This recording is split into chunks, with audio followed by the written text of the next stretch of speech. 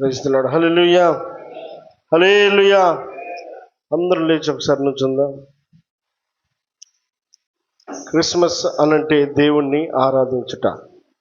ఇప్పటి వరకు పాటల ద్వారా మహిమ పొందినటువంటి ఆ గొప్ప దేవుడు ఎంతైనా మన జీవితాలను సరిదిద్దినటువంటి ఆ గొప్ప దేవుణ్ణి హృదయమారా ఒక 2 నిమిషాలు దేవుని నామాన్ని మహింపరుద్దాం.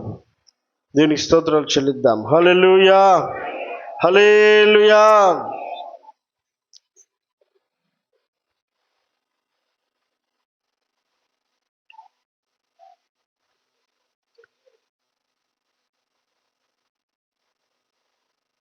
దేవా పరలోక దూతాలి నిన్ను పాడి కీర్తింప ఎంతో ఎంతో మహిమా.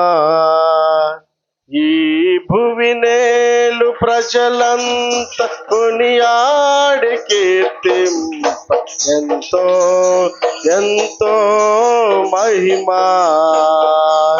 దేవ పరలోక దూతాలి నిన్ను పాడి కీర్తింప ఎంతో ఎంతో మహిమా. ఈ భువినేలు ప్రజలంత కొనియాడి కీర్తింప ఎంతో ఎంతో మహిమా. మహిమా నీకే మహిమా, మహిమా నీకే మహిమా, మహిమా నీకే మహిమా, మహిమా నీకే మహిమా. కష్టాలలోనా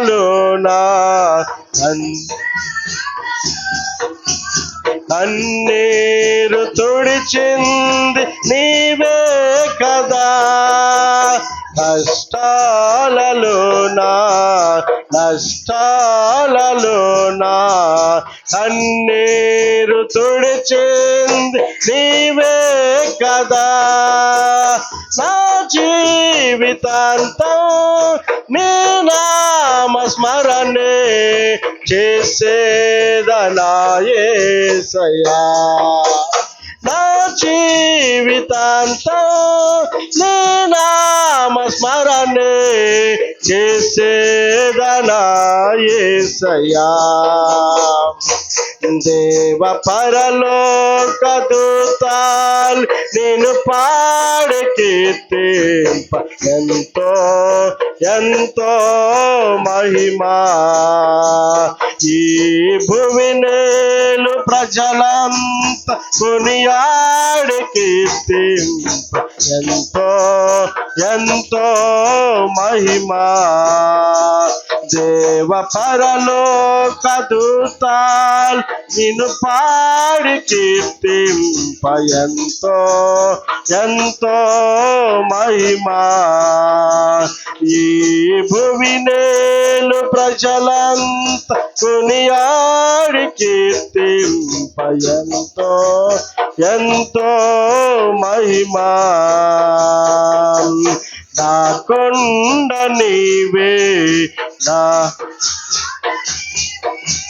నా నీతి నా ఖ్యాతి నీవే కదా. నా కొండ నీవే, నా కోట నీవే, నా నీతి నా ఖ్యాతి నీవే కదా. నా జీవితాంతం నీ నామ స్మరణే చేసేదనా యేసయ్యా. నా జీవితాంతం నీ నామ స్మరణే చేసేదనా యేసయ్యా. దేవ పరలోక దూతాలు నేను పాడి కీర్తింప ఎంతో ఎంతో మహిమా. ఈ భూమి నేలు ప్రజలంతా కొనియాడి కీర్తింప ఎంతో ఎంతో మహిమా. దేవ పరలోక దూతాలు నేను పాడి కీర్తింప ఎంతో ఎంతో మహిమా.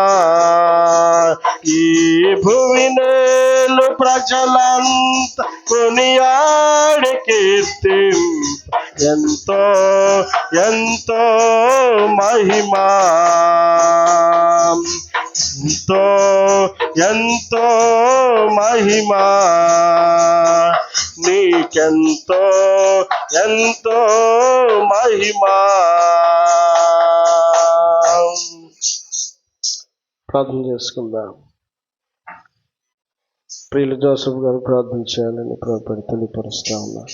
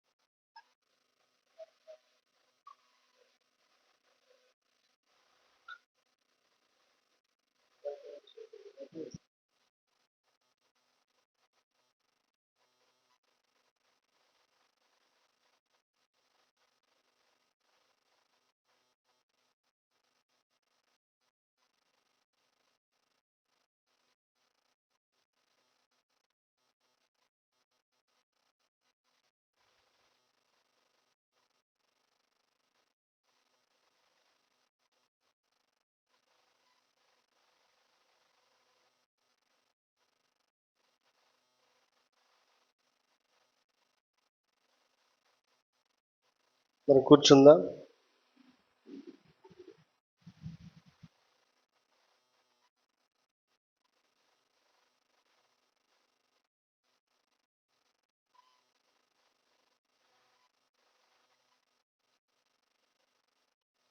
Praise the Lord. Hallelujah hallelujah hallelujah. ఈ డిసెంబర్ 25వ తేదీ ఈ క్రిస్మస్ పర్వదినం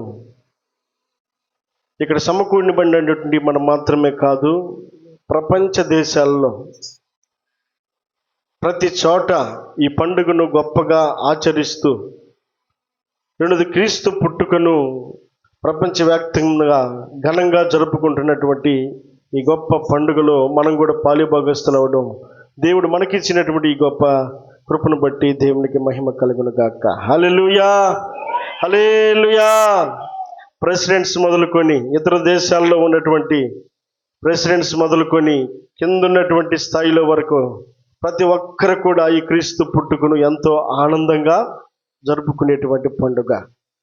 యేసుక్రీస్తు ప్రభులు వారు ఈ లోకమునకు రాక మునుపు మానవుని యొక్క పాపానికి ప్రాయశ్చిత్తమైనటువంటి బలిగా పక్షులు కావచ్చు, జంతువులు కావచ్చు, చేసినటువంటి పాపాన్ని బట్టి చిన్న పాపం అయితే చిన్న బలి, పెద్ద పాపం అయితే పెద్ద బలి, అలా చేస్తూ ఉన్నటువంటి క్రమంలో వాటన్నిటికీ మించి మానవుడు దేవుని దృష్టికి ఇంకా బహుఘోరంగా తయారైపోతూ ఉన్నాడు. కాబట్టి మానవుని యొక్క పాపాన్ని ప్రక్షాళన చేయడానికి పక్షులు, జంతువులు ఏమాత్రం కూడా సరిపోయేటట్లుగా కనబడడం లే. ఎలాగైనా సరే మానవుని యొక్క బలిని, మానవుని యొక్క పాప పరిహారార్థమై బలిగా అర్పించబడేటువంటి వ్యక్తి పరిశుద్ధుడై ఉండాలి. ఆ పరిశుద్ధుడు అనబడేటువంటి వాడు ఈ భూమి మీద ఎవరు కూడా లేరు. రోమిలికి రాసినటువంటి పత్రికలో ఒక మాట జ్ఞాపకం చేసుకుందా. రోమిలికి రాసినటువంటి పత్రిక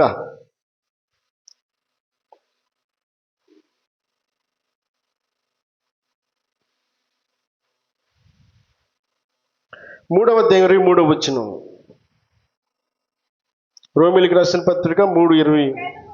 ఏ భేదమును లేదు, అందరూ పాపము చేసి దేవుడు అనుగ్రహించి మహిమను పొందలేకపోవచ్చున్నారు.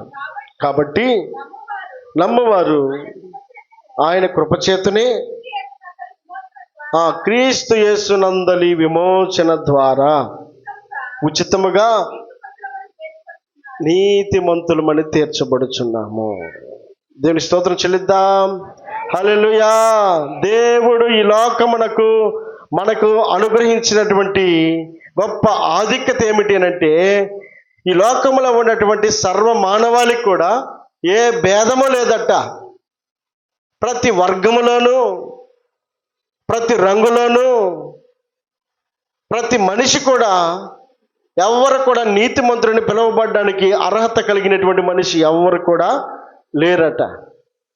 కాబట్టి ఏ భేదము లేదు, అందరిని పాపము చేసి దేవుడు అనుగ్రహించు మహిమను పొందలేకపోతా ఉన్నారు. దేవుడు ప్రారంభంలో మనిషిని చేసినప్పుడు ఆయన నాసికారంధ్రములో జీవాయువునుది జీవాత్మగా చేసినప్పుడు దేవుడు మంచిగా మనిషిని తయారు చేశాడు. కానీ ఆ మంచితనాన్ని నిలబెట్టుకోవాల్సినటువంటి బాధ్యతలో హవ్వ చేసిన పని, సర్పం యొక్క మాట విని దేవుని యొక్క ఆజ్ఞను అతిక్రమించింది. ఆజ్ఞ అతిక్రమమే పాపమై ఉన్నప్పుడు, ఆ పాపం వలన వచ్చిన జీతం మరణమై ఉన్నప్పుడు, ఆ మరణము నుండి విమోచించుట కొరకై పరిశుద్ధుడైనటువంటి యేసుక్రీస్తు ప్రభుల వారు ఈ లోకాన్ని కరుదించడానికి అవకాశం కలిగినట్లుగా మనం చూస్తా ఉన్నాం. దేవునికి మహిమ కలుగును గాక. హల్లెలూయా. కాబట్టి ఏ భేదము లేదు, ఎవరు కూడా మనల్ని విమోచించడానికి అర్హత కలిగినటువంటి మనిషి ఎవరు కూడా లేరు. కీర్తనల భాగంలో ఒక మాట ఉంది, చదువుదాం. కీర్తనల భాగము 49:9.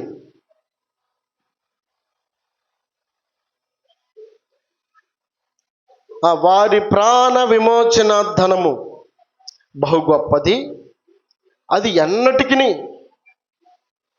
తీరక అట్లుండవలసినదే. చాలండి. వారి ప్రాణ విమోచన ధనము బహు గొప్పది, అది ఎన్నటికి తీరక అట్లుండవలసిందే. మనిషి యొక్క పాపము నుండి విముక్తి కలిగించడానికి ఏ మనిషి కూడా అర్హత కలిగినటువంటి వాడు లేడు ఈ భూమి మీద. ఏ భేదము లేదు, అందరూ పాపము చేసి ఉన్నారు.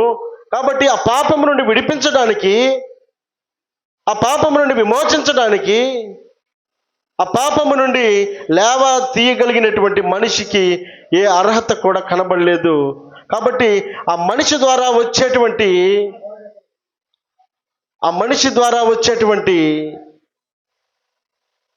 అవకాశాలు ఏమాత్రం కూడా మనిషికి దగ్గరగా కనబడడం లేదు. ఆ మనిషి కూడా పాపములోనే ఉన్నాడు. పరిశుద్ధుడు అనబడేటువంటి వ్యక్తి ఎవరు కూడా లేరు. కాబట్టి సర్వమానవాళిని ప్రేమించినటువంటి ఆ దేవుడు, ఇదిగో ఈ భూమి మీద మనిషి యొక్క మనుగడకు కారకుడై ఉన్నటువంటి ఆ దేవుడు, దేవుని వాక్యం సెలవిస్తూ ఉంది, ఆయన మనలను సృజించెను అని 100వ కీర్తనలో రాయబడినట్లుగా, మనందరినీ సృజించినటువంటి సృష్టికర్త అయినటువంటి దేవుడు మనందరినీ కూడా పరిశుద్ధులుగా చూడాలని కోరుకున్నాడు. ఆయన అన్నిటిని కూడా మంచిగానే చేశాడు. ఆకాశమును మంచిగా చేశాడు, భూమిని మంచిగా చేశాడు, అలాగే పక్షులను కానివ్వండి, మనకు కావలసిన ప్రతిదీ కూడా ఈ భూమి మీద మనిషి మనుగడకు కావలసినటువంటి ప్రతిదీ కూడా ఈ భూమి మీద అందుబాటులో ఉంచాడు. నిన్నగాక మొన్న మనం బోరు కూడా వేయించుకున్నాం. నీళ్లు మనం ఏమైనా దాచిపెట్టామా? బోరు వేస్తుంటే నీళ్లు చింది పైకి వస్తూ ఉన్నాయి. విపరీతమైనటువంటి ఫ్లోటింగ్ ఎక్కడ ఉందని సైంటిస్ట్ కూడా చెప్పాడు. అంటే కింద పారుతూ ఉన్నటువంటి నీరు ఆయన దాచినటువంటి విధానమును జ్ఞాపకం చేసుకుంటే ఆయన ఎంత గొప్ప దేవుడై ఉన్నాడు. మన ఊహలకు మించినటువంటి గొప్ప దేవుడు, ఆశ్చర్య కార్యములను చేయగలిగినటువంటి గొప్ప దేవుడు, ఆకాశం నుండి వర్షమును కురిపించగలిగినటువంటి దేవుడు, భూమి నుండి నీటినివ్వగలిగినటువంటి దేవుడు. అలా ఆ దేవుడు ఈ భూమి మీద ఉన్నటువంటి మనిషిని చూశాడు. మనిషి యొక్క మనస్తత్వం చెడిపోయినటువంటి కారణాన్ని బట్టి, మనిషి యొక్క మార్గము తప్పిపోయినటువంటి విధానమును బట్టి దేవుడు చూచినటువంటి ఆ దేవుడు. మన బిడ్డలు ఉన్నారనుకోండి, పక్క వాళ్ళు అయితే ఒకవేళ ఎట్టొకట్ట పోతే పోయారులే అని చెప్పని ఒకవేళ వారు ఆ బిడ్డల మీద మనసు నిలపరేమో. అది మనం పెంచినటువంటి బిడ్డలే కనుక మన కళ్ళ ముందు పాడైపోతూ ఉంటే మనసు ఎంతో వేదనగా, కలతగా, బాధగా, గుండె తరుక్కుపోయేటువంటి పరిస్థితిని ఆ కనినటువంటి ఆ ప్రేమను బట్టి మనం చూపించగలుగుతాం. అలాగే ఎందుకు దేవుడు నిన్ను ప్రేమించాడు అనంటే, ఎందుకు నీ పట్ల ఆయన కనికరాన్ని చూపిస్తా ఉన్నాడు అనంటే, ఆయన ఆకాశంలో ఉన్నటువంటి సింహాసనాసీనుడు అయ్యున్నటువంటి ఆ దేవుడు ఈ భూలోకంలో ఉన్నటువంటి మానవుల పట్ల తన ప్రేమను వెల్లడిపరచడానికి కారణం ఆయన మనలను పుట్టించెను. 100వ కీర్తన 3వ వచనం. యెహోవాయే దేవుడని తెలుసుకొనుడి, ఆయనే మనలను పుట్టించెను, మనము ఆయన వారము, మనము ఆయన ప్రజలము, ఆయన మేపే గొర్రెలమై ఉన్నాం. దేవుని స్తోత్రం చెల్లిద్దాం. ఆయనకి శ్రద్ధ లేకుండా ఎలాగుంటుంది? మనుషుల పట్ల ఆయనకి ప్రేమ లేకుండా ఎలాగుంటుంది? మనుషుల పట్ల ఆయనకి కనికరం లేకుండా ఎలాగుంటుంది? ఈ లోకంలో ఉన్నటువంటి సర్వమానవాళి కూడా పాపముతో నిండి ఉన్నటువంటి కారణాన్ని బట్టి ఇదిగో మానవుణ్ణి వదిలేస్తే నరకానికి వెళ్తాడనేటువంటి ఆలోచనతో ఎలాగైనా సరే ఆ మనము పాపములో ఉండి చనిపోవడం ఆయనకి ఇష్టము లేక ఈ భూమి మీద ఉండగానే మనం పరిశుద్ధపరచబడి, మనం ప్రక్షాళన చేయబడి, మనము నీతిమంతులుగా తీర్చబడేటువంటి అర్హతను కల్పించడం కొరకై ఆయన ఈ లోకమునకు రావడానికి ఎంతో ఇష్టపడినవాడై ఉన్నాడు. దేవునికి స్తోత్రం చెల్లిద్దాం. హల్లెలూయా.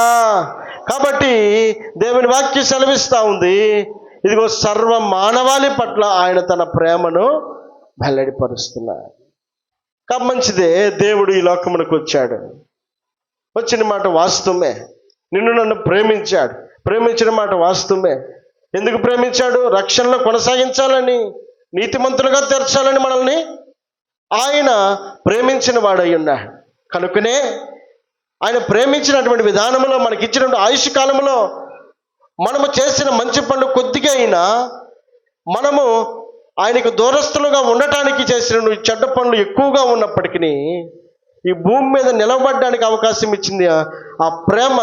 కారణం ఏంటంటే అందరూ అంతటను మారు మనస్సు పొందాలనే ఉద్దేశమే తప్ప ఇకేదో మన గొప్పతనాన్ని బట్టి, మన పేరుని బట్టి, మనకున్నటువంటి లక్షణాలను బట్టి ఆయన మనకు అవకాశాన్ని ఈ భూమి మీద కల్పించడం లేదు. ఆయనకు ఒక ఉద్దేశం ఉంది, ఒక ప్రణాళిక ఉంది. ఈ భూమి మీద నిన్ను దేవునికి దూరస్తునిగా ఉండి ఈ లోకమును నిన్ను వేరు చేయడం ఆయనకి ఇష్టం లేదు. ఎలాగైనా సరే ఈ భూమి మీద ఏ పాపాన్ని అయితే కొనుక్కున్నావో ఆ పాపము నుండి విమోచింపబడి మరలా తిరిగి ప్రక్షాళింపబడి ఆయన సన్నిధికి చేరాలనేటువంటి ఆలోచనతోటి ఆయన ఈ లోకమునకు వచ్చిన వాడై ఉన్నాడు. కాబట్టి పండుగను మనం ఆచరిస్తూ ఉన్నాం. ఇప్పటి నుంచి కాదు, గత సంవత్సరాల తరబడి ఈ యొక్క క్రీస్తు పుట్టుక సందర్భాన్ని జ్ఞాపకం చేసుకొని ప్రపంచవ్యాప్తంగా పండుగను ఆచరిస్తూ ఉన్నారు. మనం కూడా పండుగను ఆచరిస్తూ ఉన్నాం. కొందరు అంటున్నారు 25 పుట్టలేదు కదా, ఎందుకు క్రిస్మస్ జరపాలి? 25 పుట్టలేదు, సరే 27 పుట్టలేదా, 28 పుట్టలేదా, సరే డిసెంబర్ కాదు మార్చిలో పుట్టలేదా, ఎప్పుడైనా పుట్టాడా లేదా? పుట్టాడనే దానికి రుజువు ఇది గవర్నమెంటే నిర్ణయించినటువంటి ఆలోచన. క్రీస్తు పూర్వము, క్రీస్తు శకము అని చదువుకునేటువంటి పిల్లల యొక్క పాఠ్య పుస్తకాల్లో రాయబడి, అలాగే ప్రతిదీ లెక్కించేటప్పుడు, కాలాన్ని లెక్కించేటప్పుడు క్రీస్తు పూర్వమని, క్రీస్తు శకమని, అంటే క్రీస్తు పుట్టాడనే దానికి గవర్నమెంట్ కూడా ఆమోదించి నిర్ణయించింది.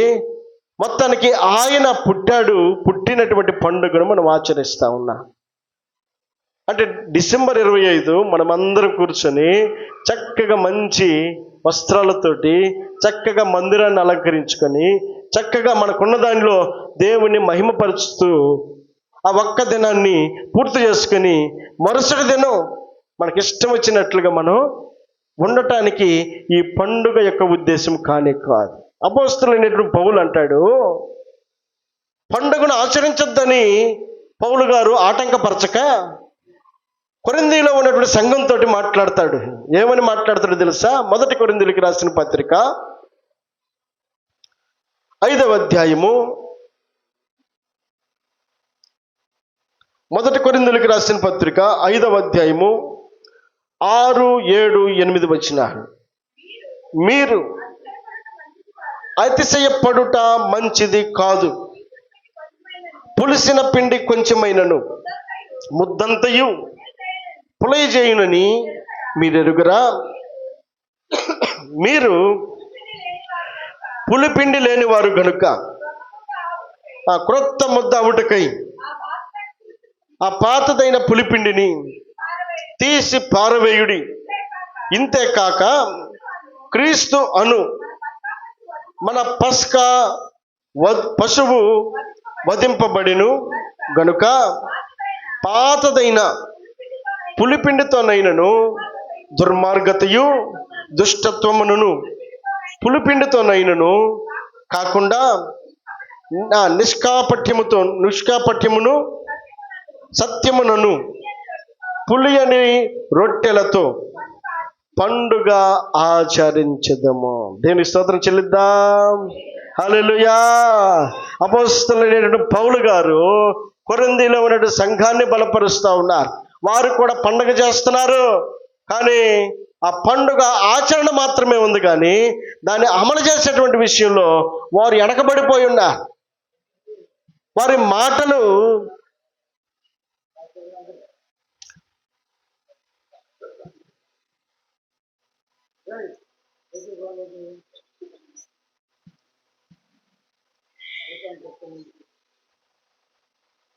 Praise the Lord. హల్లెలూయా, హల్లెలూయా.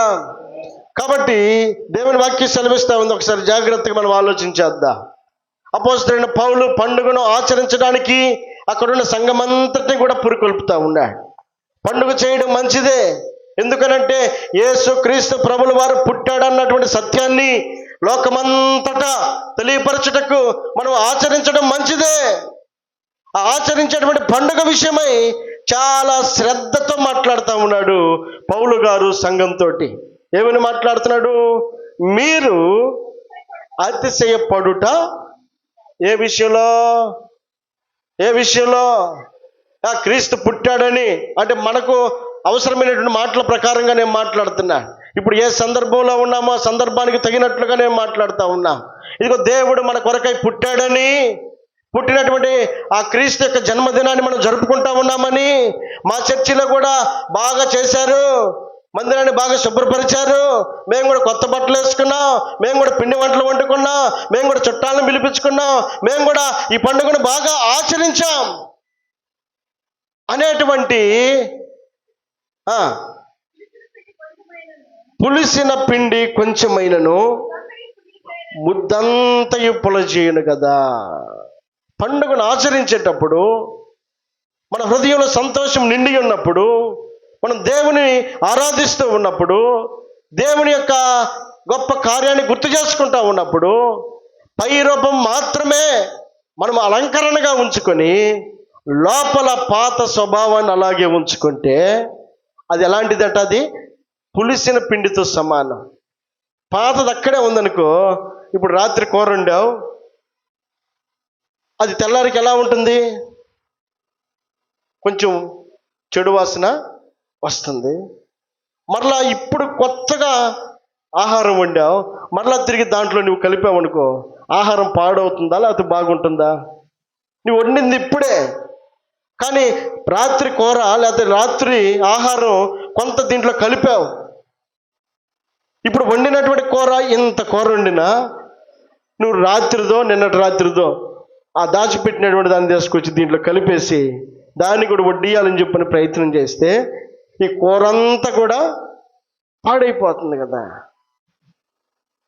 దేవుని ఆరాధించడానికి వస్తూ ఉన్నటువంటి మనం, పండుగను ఆచరించడానికి వస్తూ ఉన్నటువంటి మనం, ఇదిగో దేవుని వాక్యం సెలవిస్తూ ఉంది, మీరు పండుగను ఆచరించండి. ఎలా ఆచరించాలట? పులిసిన, చదువమ్మా, మీరు అతిశయపడట మంచిది కాదు. పులిసిన పిండి కొంచెమైనను ముద్దంతకి పులి చేయనని మీరు ఎరుగురా. మీరు పులిపిండి లేని వారు గనుక క్రొత్త ముద్ద అగుటకు ఆ పాతదైన పులిపిండిని అదండి ఏమైనా వాక్యం సెలవిస్తూ ఉందనంటే, మీరు పులిపిండి లేని వారు గనుక. పులిపిండి లేని వారు అని అంటే ఏంటి? క్రీస్తు రక్తంలో కడగబడిన వారం, లోకము నుండి వేరు చేయబడిన వారం, క్రీస్తును నమ్మిన వారం, ఆయన యందు విశ్వాసం ఉంచిన వారం, ఆయన యందు భయభక్తులు కలిగిన వారం, ఆయన సన్నిధికి వస్తూ ఉన్నటువంటి మనం దేవుడు ఒక ప్రత్యేకమైనటువంటి కోణంలో చూడాలని ఆశపడతా ఉన్నాడు. ఇదిగో పండగకు మాత్రమే పరిమితమయ్యేటువంటి భక్తిని దేవుడు కోరుకోవడం లేదు. ఇదిగో మనము ప్రత్యేకింపబడిన వారము కనుక ఏమంటాడు? ఇదిగో మీరు పులిపిండి లేని వారు కనుక క్రొత్త ముద్ద అవుటకై. ఏ పాత స్వభావం అయితే మనలో ఉందో, ఏ పాత ఆలోచనలు మన హృదయంలో ఉన్నాయో, ఏ పాత నడవడిక మనలో ఉందో, ఏ పాత సహవాసం మనలో ఉందో, ఏ పాత దేవునికి అయిష్టమైనటువంటి క్రియలు ఉన్నాయో, వాటితో కూడా మనం పండుగ ఆచరిస్తే అది నిష్ప్రయోజనకరమైంది. అది ఏమాత్రం కూడా ప్రయోజనకరమైనటువంటి ఆ పండుగ మనకు ఆనందాన్ని ఇవ్వద్దు. మనం ఇంటికి వెళ్ళగానే మరలా తిరిగి ఆ పండుగ వాతావరణం కోల్పోతాం. అదే దేవుని వాక్యము సెలవిస్తూ ఉన్నట్లుగా మనము పులియని రొట్టెల పండుగను మనం ఆచరించదము అని అంటున్నాడు. అందుకే ఆ మాటల క్రింద ఏమంటాడు 7వ వచనంలో, మీరు పులిపిండి లేని వారు కనుక కొత్త ముద్ద ఉడకై ఆ పాతదైన పులిపిండిని తీసి పారవేయండి. ఇంతేకాక క్రీస్తు అను మన పస్కా పశువు వధింపబడిను గనుక పాతదైన పులిపిండితోనైనను. అంటే పాతదైన పులిపిండి అని అంటే ఏమిటో ఇక్కడ రాయబడిన మాట. ఏమేంటి అట? దుర్మార్గత. పాతదైన పులిపిండి అంటే దుర్మార్గతయు దుష్టత్వమును. అలాంటి పులిపిండితోనైనా కాకుండా అది పులిపిండితో సమానమట. కొంచెం దుర్మార్గత మనలో ఉందనుకో మనల్ని పాడు చేస్తుంది. కొంత దుష్టత్వం మనలో ఉందనుకో మనల్ని పాడు చేస్తుంది.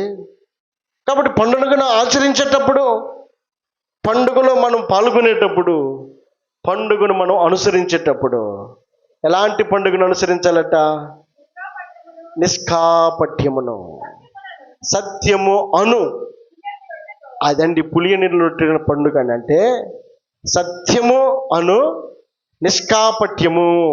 ఏ కల్మషము లేకుండా దుర్మార్గత అంతయు విడిచిపెట్టేసి, దుష్టత్వం మొత్తాన్ని విడిచిపెట్టేసి మనం చేసేటువంటి ఆ పండుగ దేవుడు కోరుకుంటా ఉన్నాడు. దేవుడికి స్తోత్రం చెల్లిద్దాం. హల్లెలూయా. మీరు పండుగను ఆచరించండి. దుష్టత్వము దుర్మార్గత అనేబడేటువంటి పులి పిండిని ప్రక్కన పెట్టేసి నిష్కాపట్యమును సత్యము అను అలాంటి పండుగను మనం ఆచరింపవలను. ఈ పండుగను దేవుడు కోరుకుంటున్నాడు. ఈ ఆనందాన్ని దేవుడు కోరుకుంటా ఉన్నాడు. ఇగో లోపల మనం పాత స్వభావం అలాగే ఉంచుకొని పండుగను మనం ఆచరిస్తే రాత్రి 10 అయ్యేసరికి మనం ఒంటి మీద ఉన్నట్టు కొత్త బట్టలన్నీ పక్కకు పోతాయి. మన హృదయం మళ్ళా ఎప్పట్లాగే అదే నిరుత్సాహంతో ఉంటుంది. దేవుడు మనకి ఇచ్చినటువంటి అవకాశం మనం సద్వినియోగపరుచుకునేటువంటి క్రమంలో, దేవుని మనం స్తుతిస్తూ ఆరాధిస్తూ దేవుడు మనకి ఇచ్చినటువంటి ఆధిక్యతలో, ఇదిగో ఈ పండుగను మనం ఆచరించడానికి దేవుడు ఇచ్చినటువంటి ఈ అవకాశమును మనము గుర్తెరగాల్సిన వారమై ఉన్నా. ఏదో పండుగ చేసామనంటే చేసాం కాదు. ఆ పండుగ అంటే ఏం చేస్తాం? ముందు మనం, మా ఇంట్లో అయితే పాస్టర్ గారు నెల నుంచి మొదలు పెట్టింది. పిల్లలు ఉన్నారు కదా, నేనేమో ఇంటి పట్టు ఉండేవాడిని కాదు. చెప్పింది మాట వినేటట్టుగా లేననుకొని ఒక్కతే పిల్లలు పడుకున్నప్పుడు, లేకపోతే పిల్లలు ఎవరో ఒకరి చేతికి ఇచ్చేసి మొత్తానికి ఒకరోజు బెడ్రూము, ఒకరోజు కిచెను, ఒకరోజు మొత్తం వరుసగా చేసుకుంటూ వచ్చింది. హాల్ ఒక్కటే మిగిలిపోయింది. దానికోసం కూడా బతిలాడింది. అక్కడ కూడా నేను మాట వినలా.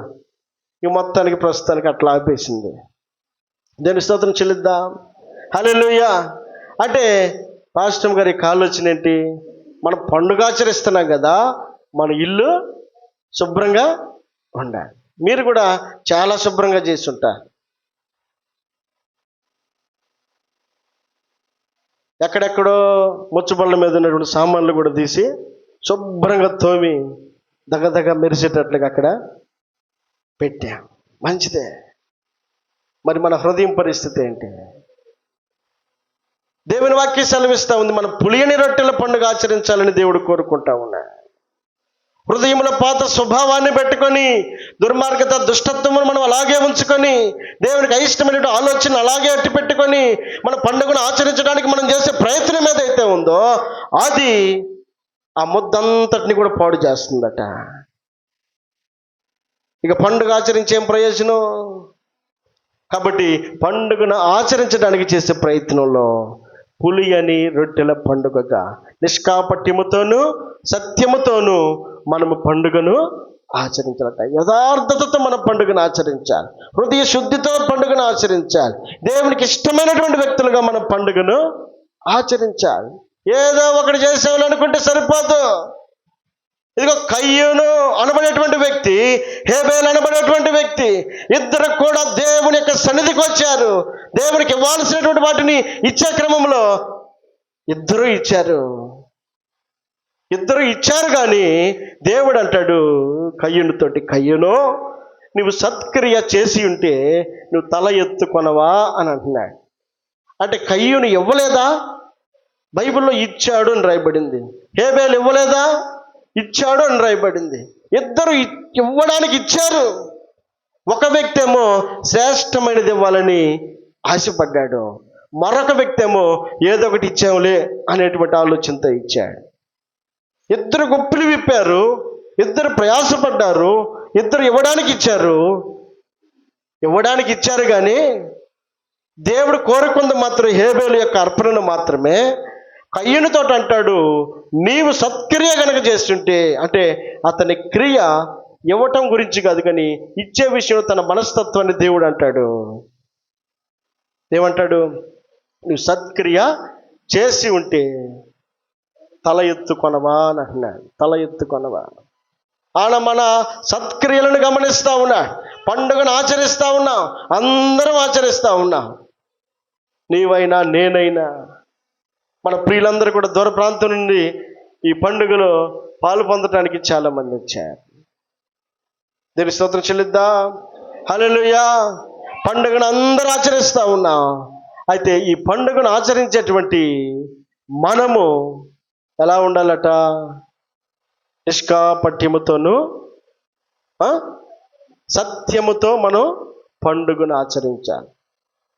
కాబట్టి ఈ మధ్యాహ్న కాల సమయంలో ఈ పండుగను ఆచరించుటకు దేవుడు కోరుకుంటున్నాడు మనలో సత్యాన్ని చూడాలని, మనలో నిష్కపటమును చూడాలని, మనలో యథార్థతను చూడాలని, మనలో నీతిని చూడాలని, మనలో ఏ కల్మషము లేకుండా దేవుని సన్నిధిలో ఆయనను మహిమపరిచేటువంటి పండుగ ఆయన చూడాలని కోరుకుంటా ఉన్నాడు. కాబట్టి ఆయన మన కొరకై ఈ లోకమునకు వచ్చినటువంటి ఉద్దేశం మనం నెరవేర్చడానికి ఇష్టపడి ఆ పండుగను మనం ఆచరిస్తే అది దేవునికి మహిమకరంగా ఉంటుంది. కాబట్టి ఆయన మనలను ప్రేమించి ఈ లోకానికి వచ్చిన వాడై ఉన్నాడు. దేవుని స్తోత్రం చెల్లిద్దాం. హల్లెలూయా, హల్లెలూయా. కాబట్టి పరిశుద్ధ గ్రంథంలో ఒక మాట జ్ఞాపకం చేసుకుందాం. మార్కు రాసినటువంటి సువార్త ఒక 2 మాటలు జ్ఞాపకం చేసుకుందాం. మార్కు రాసినటువంటి సువార్త ఎందుకు ఆయన ఈ లోకమునకు వచ్చాడో మనం కొన్ని విషయాలు జ్ఞాపకం చేసుకుందాం. 10వ అధ్యాయం 45వ వచనం. మార్కు రాసిన సువార్త 10వ అధ్యాయము 45వ వచనం. మనుష్య కుమారుడు పరిచారము చేయించుకొనుటకు రాలేదు గాని పరిచారము చేయుటకును. చాలండి. దేనికోసం వచ్చాడంట ఆయన? పరిచారము చేయించుకొనుటకు రాలేదు. దేనికోసం వచ్చాడు? పరిచారము చేయుటకు వచ్చాడు. ఆయన మనకు పని చేయడానికి వచ్చాడు. మనం పాడైపోయి ఉంటే మనల్ని రిపేర్ చేయడానికి వచ్చాడు. మనం పడిపోయిన స్థితిలో ఉంటే మనం లేపడానికి వచ్చాడు. మనం కృంగిపోయిన స్థితిలో ఉంటే మనం నిలబెట్టడానికి వచ్చాడు. మనం ఏ దరి కానక మనం ఉన్నప్పుడు ఆయన మన చెయ్యి అందించడానికి ఆయన ఈ లోకమునకు వచ్చాడు. దేవుడు అంటాడు, ఇదిగో నేను మీకు పరిచారము చేయుటకు నేను వచ్చి ఉన్నాను. మనకు పరిచారం చేయడానికి వచ్చాడు. మన చేత ఏదో చేయించుకోవడానికి అయినా రాలేదు. ఇప్పుడు డాక్టర్ ఉన్నాడు అనుకోండి, మనకి ఏదైనా బాగలేదనుకో, డాక్టర్ రాగానే మన కుర్చీ వేస్తాం. అంత మాత్రం చేత ఆయన మన చేత కుర్చీ వేయించుకోవడానికి ఆయన వచ్చాడా? ఎందుకు వచ్చాడు? మనకు వైద్యం చేయడానికి వచ్చాడు. వచ్చినప్పుడు మనం ఏదో మర్యాద చేశాం. వచ్చిన ఆ డాక్టర్ గారు మనకు చేయాల్సిన వైద్యాన్ని చేశారు. యేసుక్రీస్తు ప్రభుల వారు ఈ లోకమునకు వచ్చినటువంటి ఉద్దేశము, ఇదిగో నిన్ను నన్ను మనందరినీ కూడా ఆయన బలపరచ నిమిత్తమై మనం ఏ స్థితిలో పడి ఉన్నామో ఆ స్థితిలో మనలను లేపడానికి ఆయన మన కొరకై ఈ లోకమునకు వచ్చిన వాడై ఉన్నాడు. ఈ లోకములో ఆయన మనకు పరిచర్య చేయడానికి వచ్చాడు. ఆ పరిచర్య చేసే క్రమంలో ఎన్నో ఆటుపోట్లు ఉన్నాయి. ఆ పరిచర్య జరిగిస్తూ ఉన్నటువంటి క్రమంలో చాలామంది చాలా రకాలుగా ప్రయత్నం చేశారు. ఆయన పట్టుకోవాలని, ఆయన ఈ భూమి మీద లేకుండా చేయాలని. వీటన్నిటిలో నుంచి ఆయన ఏ పని నిమిత్తమై వచ్చాడో ఆ పని కొరకై ఆయన ఎంతో ప్రయాసపడి ఈ లోకంలో ఉన్నటువంటి నీ కొరకై నా కొరకై ఆయన తన ప్రాణాన్ని పెట్టడానికి సహితము ఆయన తన మనస్సును స్థిరపరచుకొని, బైబిల్లో రాయబడిన మాట ఏమిటంటే ఏకైక కుమారుడు అని రాయబడింది. అంటే ఒకే ఒక కుమారుడు తండ్రికి, ఆ కుమారుణ్ణి లోకమునకు దేవుడు ప్రేమించాడు గనుక ఈ లోకం పట్ల తన ప్రేమను వెల్లడి చేయడానికి ఆ కుమారుణ్ణి పంపించాడు. పంపించబడినటువంటి ఆ కుమారుడు ఈ లోకములో ఎంతో మన కొరకై ప్రయాసపడ్డాడు, శ్రమపడ్డాడు. ఎలాంటి శ్రమ, ఎలాంటి ప్రయాస అనంటే ఆయన తన ప్రాణాన్ని పెట్టడానికి సైతం వెనుకాడకుండా ఆయన తెగించి ఈ లోకానికి వచ్చాడట. వచ్చేటప్పుడు అయ్యా నువ్వు పలానా చోటుకి వెళ్ళి, టంగుటూరుకి వెళ్ళి పలానా తీసుకొని రా అని చెప్పని బిడ్డలకు చెప్పావు అనుకో, వెళ్ళేటువంటి పని ఆ బిడ్డకు తెలుస్తుందా లేదా? దానికి సిద్ధపడే వెళ్తాడు. ఇప్పుడు తండ్రి లోకమునకు పంపించేటప్పుడు కుమారునికి ఏం చెప్పకుండానే పంపాడా? ఏ పని కోసం పంపించాడో చిన్నప్పటి నుంచే తల్లిదండ్రులు పక్కన ఉన్నప్పటి నుంచే చాలా చాలా గొప్ప మాట్లాడతాడు. నేను నా తండ్రి పని మీద ఉన్నాను అని అంటాడు. సమాజం మందు రేపు వారందరితో కూర్చున్నప్పుడు వాళ్ళ తల్లిదండ్రులు నువ్వు ఎక్కడున్నావు, ఎక్కడ తప్పిపోయావు అని చెప్పనంటే నేను నా తండ్రి పని మీద ఉన్నాను అంటాడు. అంటే బాల్యము నుండే ఈ లోకానికి రాకమునిపే ఇక తండ్రి చిత్తాన్ని ఎరిగినటువంటి కుమారుడైనటువంటి యేసుక్రీస్తు ప్రభుల వారు ఏ పని నిమిత్తమై ఇచ్చాడో ఆ పని కొరకై సిద్ధపడి ఈ లోకమునకు ఆయన వచ్చినట్లుగా మనం చూస్తా ఉన్నాం. ఆ సిద్ధపడేటువంటి క్రమంలో ఎన్నో శ్రమలుంటాయని తెలుసు, కష్టాలుంటాయని తెలుసు, చివరికి తన ప్రాణము పెట్టాలన్నటువంటి విషయం కూడా ఆయనకి తెలుసు.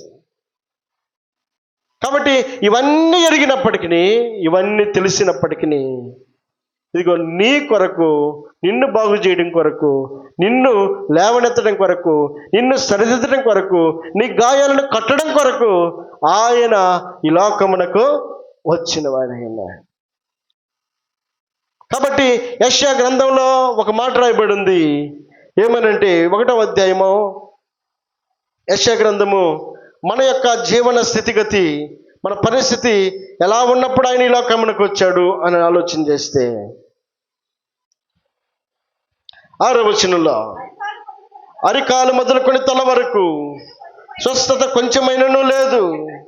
ఎక్కడ చూచినను గాయములు, దెబ్బలు, పచ్చి పుండ్లు, అవి పిండబడలేదు, కట్టబడలేదు, తైలముతో మెత్తన చేయబడలేదు.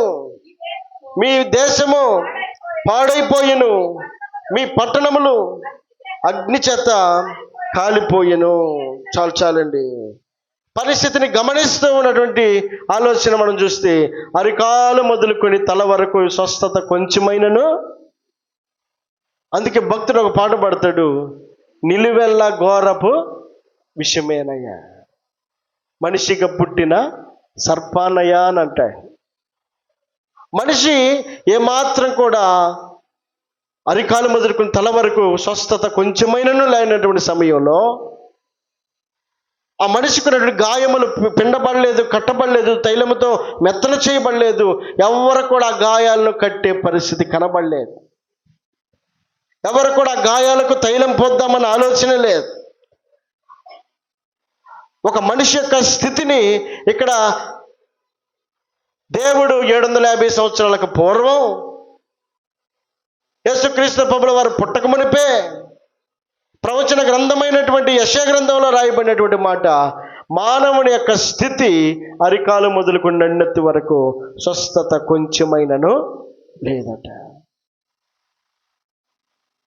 ఎవరు కూడా బాగు చేసేవారు లేరు, ఎవరు కూడా ఆదుకునేవారు లేరు. కాబట్టి దేవుని వాక్యం ఒకసారి మనం ఆలోచించేద్దాం ఒక మాట. లోక రాసిన సువార్త 10వ అధ్యాయము మానవుని యొక్క స్థితిని ఒకసారి ఆలోచించేద్దాం. లోక రాసిన సువార్త 10వ అధ్యాయం 30వ వచనం. అందుకు యేసు ఇట్లా నేను, ఒక మనుష్యుడు యెరూషలేము నుండి యెరికో పట్టణమునకు దిగి వెళ్ళుచు దొంగల చేతిలో చిక్కెను. వారు అతని బట్టలు దోచుకుని అతనిని కొట్టి కొల ప్రాణములతో విడిచిపోయిరి. చాలండి. దేవుడు మానవుణ్ణి నిర్మించేటప్పుడట అన్నీ మంచిగానే చేశాడట. కానీ మనిషి వివిధమైన తంత్రాలను కల్పించుకొని దేవుడు అనుగ్రహించి మహిమను పొందలేకపోతా ఉన్నాడు. దేవునికి దూరస్తుడైపోవడానికి అతడు చేసుకున్నటువంటి కార్యాలే, అతడు చేసిన క్రియలే, అతడు చేసిన ఆలోచనే. ఆది కాండంలో అన్న మాట ఏమిటంటే, ఇదిగో మనిషి యొక్క ఊహంతయు కేవలం ఎల్లప్పుడూ చెడ్డదిగా ఉందట. ఎల్లప్పుడూ ఒక్కరోజున మంచిగా ఆలోచన చేస్తాడంటే ఒక్కరోజు కూడా కాదు, ఎల్లప్పుడూ కేవలం చెడ్డగానే ఉంటుందట. 24 గంటలు దేవునికి ఇష్టంగానే జీవిస్తాడు. ఆయనకి చేస్తున్నటువంటి మనిషిని మనం చూస్తా ఉన్నాం. యెషయా గ్రంథంలో అంటాడు, అరికాలు మొదలుకున్నట్టు వరకు మనిషి పచ్చి పుండ్లతో నిండి ఉన్నాడట. అతనికి గాయాలు కట్టడానికి ఎవరు కూడా లేరట. బాగు చేయాలన్న ఆలోచన కూడా ఎవరికి లేదు. చూస్తున్నారు, వెళ్ళిపోతున్నారు.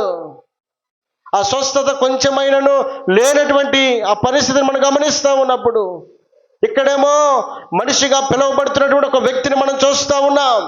ఏమని రాయబడింది? ఒక మనుష్యుడు అని రాయబడింది. ఒక మనుష్యుడు మనందరికీ కూడా సూచనగా కనబడతా ఉన్నాడు. మనం కూడా మానవులమై ఉన్నాం. మనం కూడా మనిషి పుట్టుకలో ఉన్నాం. మనము కూడా జీవిస్తూ ఉన్నాం. ఇదిగో ఇక్కడ ఉన్నటువంటి ఈ మనిషి మనకు సాదృశ్యమై ఉన్నాడు. అతని యొక్క పరిస్థితి ఎలా కనబడతా ఉందనంటే, దేవుడు అన్ని మంచిగా చేశాడు, కానీ మనిషి కల్పించుకున్న వివిధ తంత్రాలను బట్టి మనిషి పాడైపోతా ఉన్నాడు. ఏమని రాయబడింది ఇక్కడ? ఇదిగో మనిషి యెరూషలేము నుండి యెరికో పట్టణమునకు దిగి వెళుతూ ఉన్నాడట. దిగి వెళుతున్నాడు అని అంటే ఇప్పుడు దాకా ఎక్కడున్నాడు? పైన ఉన్నాడు. దేవుడు చేసిన ఆలోచన ఉన్నతమైందే. దేవుడు మనిషికి ఇచ్చిన ఆధిక్యత ఉన్నతమైనదే. దేవుడు మనిషిని చూస్తూ ఉన్నటువంటి కోణము గొప్పదే. కాబట్టి అందుకే కీర్తనలో ఒక మాట అంటాడు, మనిషినట దేవుని కంటే కొంచెము అదండి, కొంచెమే, పెద్ద తేడా ఏం లేదు. కొంచెము తక్కువ వానిగా చేసినప్పుడు ఆ మనిషి, అంటే అంత జ్ఞానం ఎక్కువైనా కూడా మనం మతి తప్పి ప్రవర్తిస్తాం. జ్ఞానం ఎక్కువైనా కూడా ఎంతలో ఉండాల్సి ఉంటే ఎక్స్ట్రా ఉందనుకో, అది మనకు ఆశీర్వాదకరంగా ఉండదు. కొంతవరకే మనం సరైనటువంటి మార్గం నడిపించడానికి ఆ జ్ఞానం ఉపయోగపడుతుంది. ఎక్కువ తెలుసు అనుకో, అసలు ఎవడు మాట మనం విన్నాం. అదే కొంత తెలిసిందనుకో, అంత కాకపోతే కొంతైనా మనం అవతల వ్యక్తుల మాటలు వినగలుగుతాం. అన్నీ నాకు తెలుసు అనే ఆలోచన మనిషి యొక్క అజ్ఞానాన్ని తెలియపరుస్తుంది. కాబట్టి ఇక్కడ వాక్యం సెలవిస్తూ ఉన్నటువంటి మాట ఏమిటనంటే, ఇదిగో అతడు యెరూషలేము నుండి యెరికోకు దిగి వెళ్తా ఉన్నాడు. యెరూషలేము అనగా దేవుడు నివసించు స్థలం అయ్యింది. యెరికో అనగా దుష్టునికి సాదృశ్యం అయ్యింది. శపింపబడినటువంటి స్థలం అయ్యింది. దేవుడు లేని స్థలం అయ్యింది. దేవుని యొక్క మనసు ఆ స్థలం మీద లేదు. అలాంటి స్థలాన్ని మనిషి కోరుకొని ఏం చేస్తున్నాడు, అక్కడుండ్రా బాబు అని అంటే, కాదు నేను పోయి చూసి వస్తానని. అవ్వగాని నువ్వు అది ఒక్కటి తినగాకమ్మనంటే, అదొక్కటి తింటే ఎలా ఉంటుందని చెప్పని సాతాను ప్రేరేపిస్తే తిని పాపాన్ని కొని తెచ్చుకున్నట్లుగా ఉండమనేమో యెరూషలేములో అవకాశం ఇస్తే అక్కడి నుంచి విడిచిపెట్టి యెరికో వైపు తన ప్రయాణాన్ని కొనసాగించాడు. దానివల్ల పొందినటువంటి లాభం ఏంటి? దిగాడు, మంచిదే. దిగిన ఏమైనా సాధించగలిగాడా అంటే, దొంగల చేతికి దొరికాడంట. దొరికి వదిలి పెడతారా? ఏం చేస్తారు? తన దగ్గర ఉన్నదంతా కూడా దోచుకున్నారు. ఇప్పుడు ఏమీ లేని వాడిగా ఇక మరలా తిరిగి ఇది పలానా వాళ్ళు అని చెప్పని ఎక్కడైనా చెప్తారే అనుకున్నారో ఏమో, కానీ మొత్తానికి కొట్టి కొన ప్రాణాలతో వదిలిపెట్టారు. వాళ్ళ దృష్టిలో ఇక చచ్చిపోతాడు అనుకుని ఉండొచ్చు, ఇక కొన ప్రాణంతో విడిచిపెట్టేసి వెళ్ళిపోయారు. ఇప్పుడు వెళ్ళిపోయినటువంటి ఆ మనిషి ఒంటరిగా ఉన్నాడు. జ్ఞాపకం చేసుకుందాం, అరికాలు మొదలుకొని నడినెత్తిన వరకు తనకు శక్తి ఏమాత్రం కూడా లేదు, స్వస్థత ఏమాత్రం కూడా లేదు. అతడు పడి ఉన్నటువంటి స్థితిలో అతన్ని తీద్దామన్న ఆలోచన ఏ మనుషుడికి కూడా లేదు. తన క్రింద మాటల్లో రాయబడినటువంటి మాటలు మనం ఆలోచన చేస్తే, అప్పుడు ఒక యాజకుడు ఆ త్రోవను వెళ్ళుట తటస్థించెను. యాజకుడు అని అంటే ఏంటి? యాజకుడు అంటే దేవుణ్ణి ఎరిగినటువంటి వాడు, దేవుని యందు భయభక్తులు కలిగినటువంటి వాడుగా పరిగణింపబడతా ఉన్నాడు. ఇదిగో ధర్మశాస్త్రము తెలుసు, వాక్యము తెలుసు, కానీ అనుసరించడం తెలియలా. ఇక ధర్మశాస్త్రోపదేశకుడు అని పిలువబడ్డాడు, కానీ ఉపదేశించేవాడుగానే ఉన్నాడు, కానీ అనుసరించే వ్యక్తిగా లేడు. నేను మాటలు మాత్రమే చెప్పి నా క్రియలకు వచ్చేసరికి పొగరబోత్తనంగా నేనున్నాను అనుకో, పాస్టర్ గారు అనని నాకేమైనా మంచి పేరు ఉంటుందా? నేను బైబిల్ని చెప్తా ఉన్నప్పుడు బైబిల్కి తగినటువంటి అనుసరణ కూడా నాలో ఉండాలి. అది ప్రేమించే మనసే కావచ్చు, క్షమించే మనసే కావచ్చు, ఓర్చుకునే మనసే కావచ్చు, ఏదేమైనప్పటికీ దేవుడిచ్చినటువంటి ఆ స్థితిని మనము నిలబెట్టుకోవడానికి తప్పక ప్రయత్నం చేయాలి. అయితే ఇక్కడున్నటువంటి ధర్మశాస్త్రోపదేశకుడిని పిలువబడుతూ ఉన్నాడు, కానీ పడిపోయినటువంటి ఆ వ్యక్తిని చూస్తున్నాడు, కానీ ఏమీ కూడా చేయలేదట. ఏం చేశాడు? చూసి పక్కగా వెళ్ళిపోయినాడు. రెండో వ్యక్తి అలాగునని లేవీడొకడు ఆ చోటుకు వచ్చి చూచి, లేవీడు అంటే ఎవరు? సేవకుని దగ్గర పని చేసేటువంటి, అంటే పరిచర్య చేసేటువంటి, ఏదో ఒకటి అంటే సేవకుని దగ్గర అతడు ఒదుగుతూ ఉన్నాడు అంటే దేవుని గురించి తెలియకుండా ఉంటుందా? దేవుని కార్యాల గురించి తెలియకుండా ఉంటుందా? అతడు విశ్వాసే కావచ్చు. ఇక సేవకుని అనుసరిస్తూ సేవకుడే చూసి వెళ్ళిపోతే నేనేమన్నా తక్కువ? నేను కూడా ఆయన నడిచిన మార్గంలో నడుస్తాను అనుకుని ఉండొచ్చు. యాజకుడు చూసి వెళ్ళాడు కదా, నేను పొయ్యి లేపితే ఏమన్నా బాగుంటుందా? ఆయనే చూసిపోయాడు కాబట్టి నాదేముందని అనుకొని అతను కూడా చూసి వెళ్ళిపోయాడు. పట్టించుకోవాలా.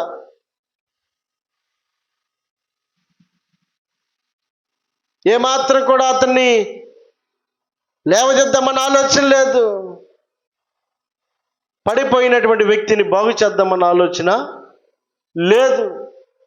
ఇప్పుడు మరొక వ్యక్తి వస్తా ఉన్నాడు.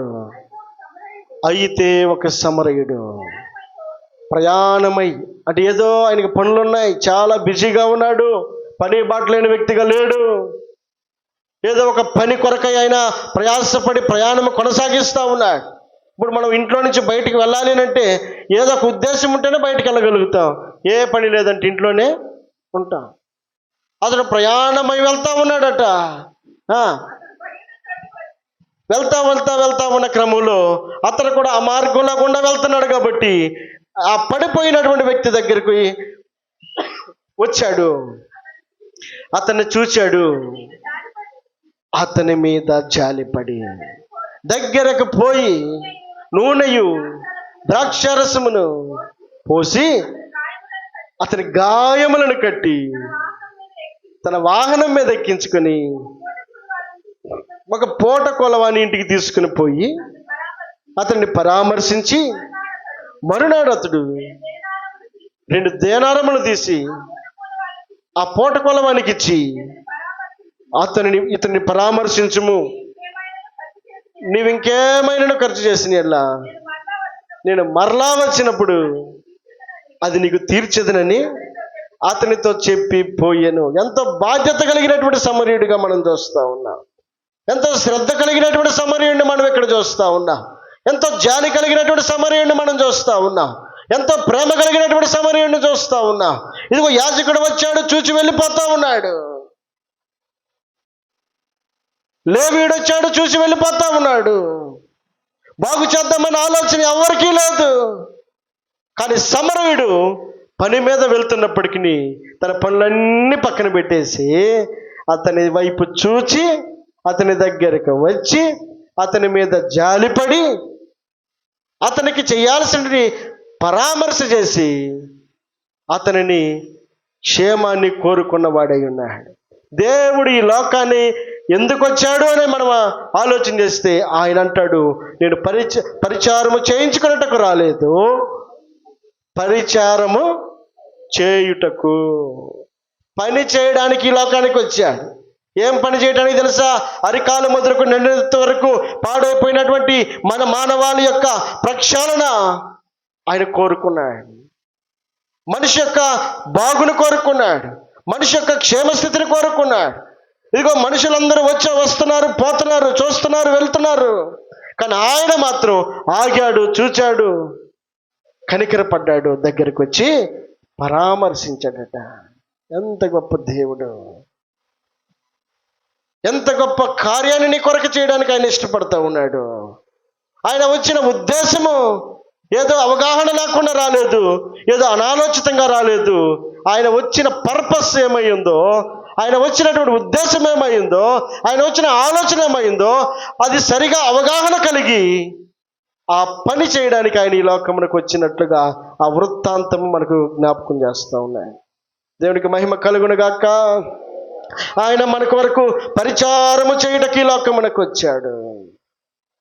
ఎలాంటి పరిచారం అంటే నువ్వు పడిపోయినటువంటి స్థితిలో ఒక్కసారి నువ్వు ఎన్నో చేస్తుండొచ్చేమో తెలియక ఒక్కసారి, దేవా నేను పాపినయ్యా, ఈ పొరపాటు నేను తెలియకుండా చేశానయ్యా, నాకు తెలియదయ్యా అనే ఆలోచనతో కనుక ఒక్కసారి కనుక మనం అడిగితే, ఒకవేళ మనుషులు మనల్ని త్రోసేయించేమో కానీ దేవుడు మనల్ని త్రోసేసేవాడు కాదు. ఆయనే కనుక లేకపోతే మనల్ని ఎవరు క్షమిస్తారు?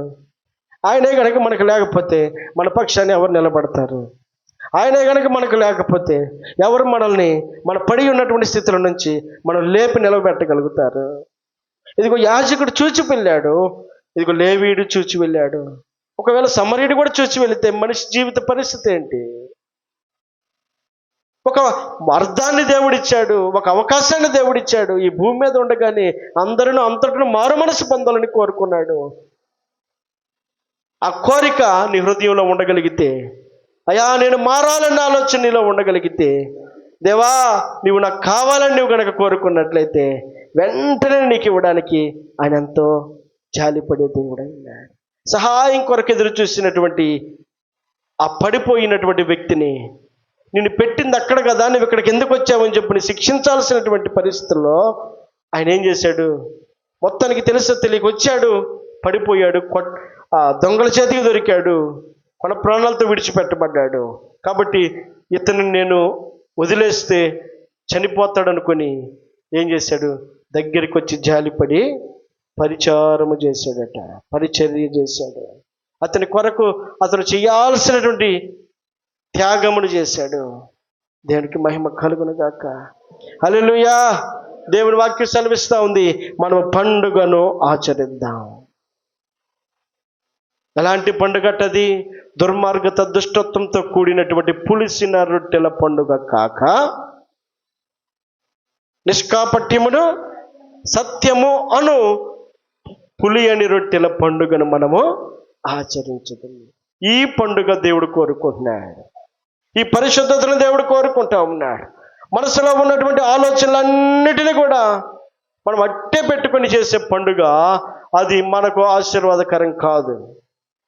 కాబట్టి మనం పట్ల దేవుడు చూపించిన కనికరాన్ని జ్ఞాపకం చేసుకొని, మన పట్ల ఆయన చూపించినటువంటి త్యాగమును జ్ఞాపకం చేసుకొని, ఇప్పుడు మనం ఏదైనా హాస్పిటల్కి వెళ్తాం అనుకో, పక్కింటి వాళ్ళు రమ్మంటే వస్తారా? నాకేదో పని ఉంది అని అంటారు, ఏదో తప్పించుకోవడానికి. వాళ్ళకు కూడా అంటే మనతో రావటానికి వాళ్ళు ఏమైనా ఖాళీగా ఉంటారా? వాళ్ళకుండే పనులు వాళ్ళకి ఉంటాయి. కానీ దేవుడు ఎలాంటి వాడు తెలుసా? నువ్వు వెళ్ళే ప్రతి చోటకి ఆయన రావడానికి ఇష్టపడుతున్నాడు. నువ్వు నడుచు ప్రతి ప్రదేశంలో ఆయన ఉండటానికి ఇష్టపడతా ఉన్నాడు.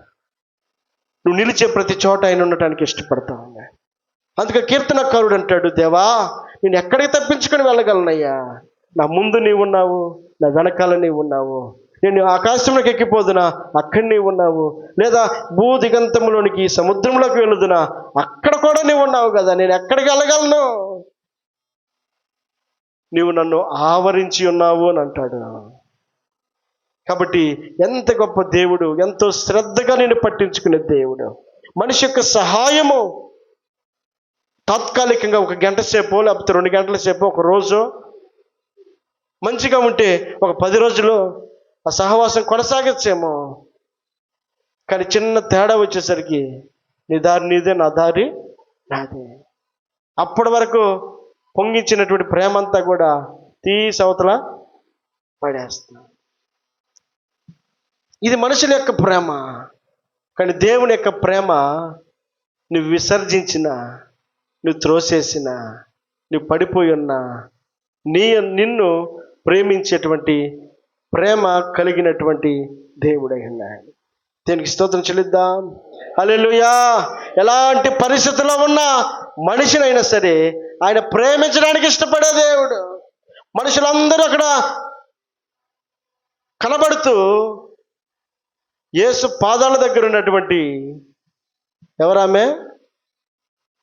పాపాత్మరాలైనటువంటి స్త్రీని అసహించుకుంటా ఉన్నాడు సీమోను అనబడేటువంటి వ్యక్తి. ఏమా ఎన్నో పాపాలు చేసింది, ఇదేంది యేసు పాదాలు పట్టుకుంది? ఆయన కూడా ఒకవేళ అట్టంటాడేనేమో, ఆయన కూడా దగ్గరికి ఆయన ఆమెతో మాట్లాడుతున్నాడంటే ఒకవేళ ఆయన కూడా అలాంటోడేమో అని మనసులో ఆలోచన చేసుకుంటున్నాడు సీమోను. ఒకవేళ సీమోను దృష్టిలో ఆమె అసహించబడినప్పటికీ ఆమె యొక్క మారు మనస్సు దేవుడు క్షమించేటట్లుగా చేసిందట. దేవునికి మహిమ కలుగునుగాక. హల్లెలూయా, హల్లెలూయా. ఆయన ఎందుకు ఈ లోకానికి వచ్చాడు అనంటే ఆయన మనకు పరిచారము చేయుటకు వచ్చాడు, మనకు పరిచర్య చేయుటకు వచ్చాడు, మనకు పని చేయడానికి వచ్చాడు, మనకు స్వస్థతనివ్వడానికి వచ్చాడు, మన పాపాలను కడగడానికి ఆయన వచ్చాడు, మన పరిశుద్ధపరచడానికి ఆయన వచ్చాడు. ఆయన పవిత్రుడు, నిష్కల్మషుడు, నిర్దోషియు, పాపుల చేరక ప్రత్యేకముగా ఉన్నటువంటి ఆ స్థానములో నుండి ఒక పాపిగా మార్చబడి నీ కొరకై సిలువెక్కడానికి ఈ లోకమునకు వచ్చినవాడు ఆయన. ఆయన మన పాపాలను కొట్టేయడానికి ఆయన వచ్చాడు. ఇక అవకాశాన్ని సద్వినియోగపరచుకోవాల్సిన బాధ్యత మన మీదే ఉంది. ఆయన ఇచ్చాడు అవకాశం ఇచ్చాడు. ఆధార్ కార్డులో సంవత్సరాలు పేర్లు మార్చుకోవడానికి డిసెంబర్ నుంచి జనవరి దాకా అన్నాం అనుకో, పరిగెత్తుకుంటూ పోయి వయసులో అవసరమైతే 10 సంవత్సరాలు ఎక్స్ట్రా వేయించుకుని తొందరగా పెన్షన్ వచ్చిందని చేసే ప్రయత్నాలు ఎన్నో ఉంటాయి.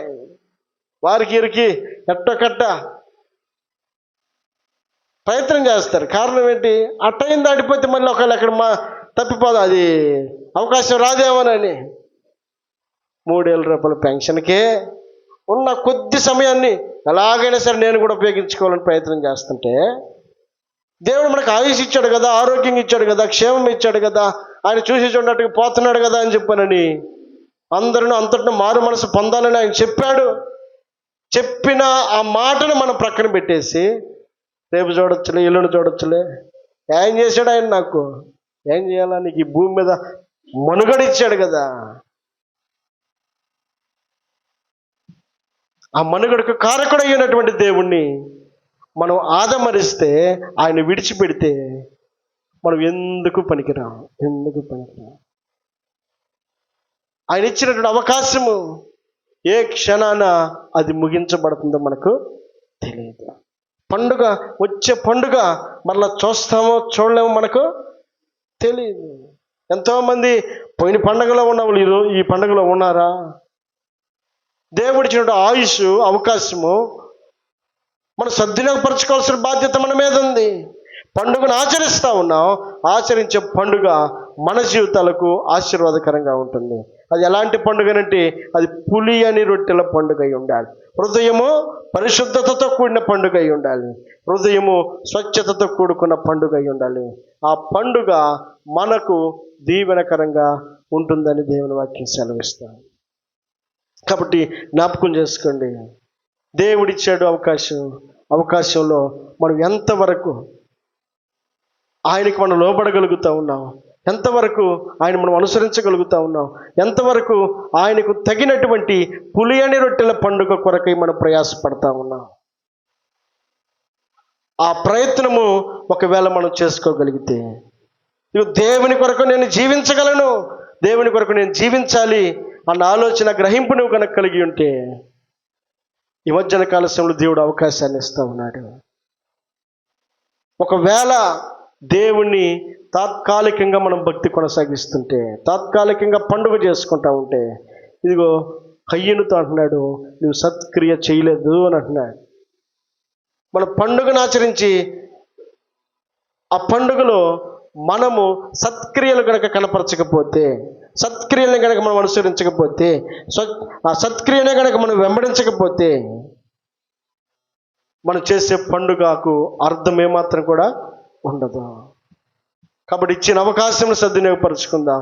గమనించండి, డిసెంబరు 31వ తేదీ ఒకవేళ మీరు ఈ లోకము మనకు అశాశ్వతమైనది, ఇదిగో పరలోకం మనకు శాశ్వతమైనది, కాబట్టి ఈ భూమి మీద ఉండగా మనం మారు మనసు పొందాలని కోరుకున్న దేవుని చిత్తాన్ని మనం నెరవేర్చాలి అన్న ఆలోచన, గ్రహింపు ఉంటే మేము బాప్తీసం తీసుకుంటాము అన్నవాళ్ళు మాకు తెలియపరిస్తే అయ్యగారికి ఆ బాప్తీస్మాల కొరకే మీకు సిద్ధపాటు చేయడానికి మేము ముందుకు వస్తాం. ఎందుకంటే దేవుడు మనకిచ్చినటువంటి అవకాశమును మనం జార విడుచుకోకూడదు. మనం ఏదో సాధించాలి. దేవుడు లేకుండా మనం ఏం సాధిస్తాం? దేవుడు ఉంటే కదా మనం ఏదైనా చేయాలని. అంటే ఆయనే లేకపోతే, ఆయనకి అవకాశం లేకపోతే మనం ఏ ఒక్క అడుగు కూడా ముందుకు వెళ్ళాము. అవకాశాన్ని కల్పించిన దేవునికి మనం అవకాశం ఇద్దాం. దేవా, నా హృదయంలోకి రా, నా ఇంట్లోకి రా, నా ప్రదేశంలోకి రా అని మనం ఆయన ఆహ్వానిద్దాం. కనుక అలాంటి పండుగలో మనం కూడా పాలు భాగస్తులు అవుదాం. ఈ పండుగలో దేవుడు మనకిచ్చిన గొప్ప ధన్యత. ఇటు మాటల కొరకై దేవునికి మహిమ కలుగునుగాక. హల్లెలూయా, హల్లెలూయా.